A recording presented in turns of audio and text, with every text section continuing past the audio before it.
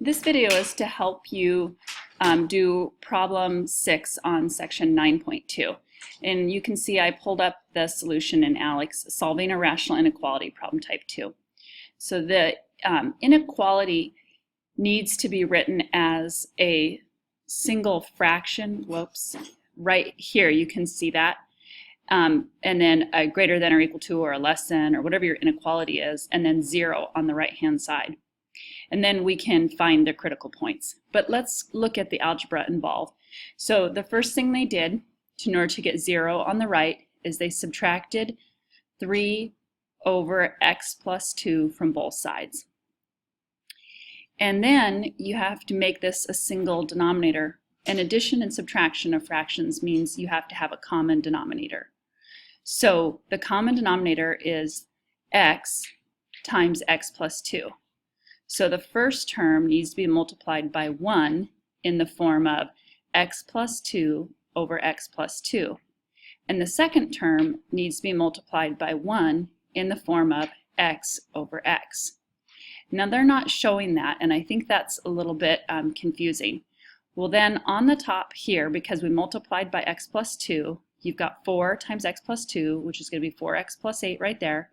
And then this is a single fraction bar on this next line. The negative sign was a subtract, then it got scooted up here. Now you kind of think of it as a negative, or you can still think of it as a subtract. And because it was multiplied by the numerator and the denominator by x, which is just 1, you now have 3x on the top. And you combine like terms, 4x minus 3x is x, bring down the plus 8, and on the bottom you can just leave the denominator as x times x plus 2. Now we have the rational inequality in the form that helps us get the critical points. And the critical points are the values for x that would make the numerator 0, so you can see x equals negative 8, and the values that would make the denominator 0. So in this case you can see we're going to use the zero product property, which says that if you multiply two things and the product is 0, then one of the items must be 0. In this case, the factors are x, so either x is 0 or x plus 2.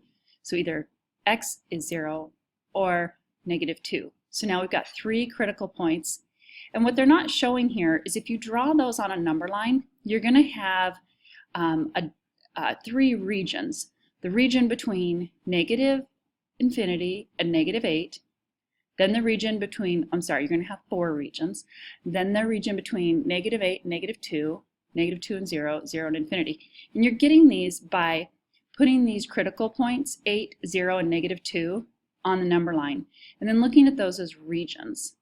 And then what they're going to do is you're going to test a value in each region. And literally that means take that number and plug it into the inequality and see if it comes out true.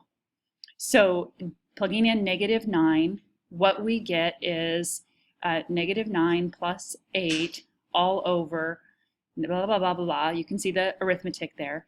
And if it is true, you will shade that region. And if it is false, you will not shade that region.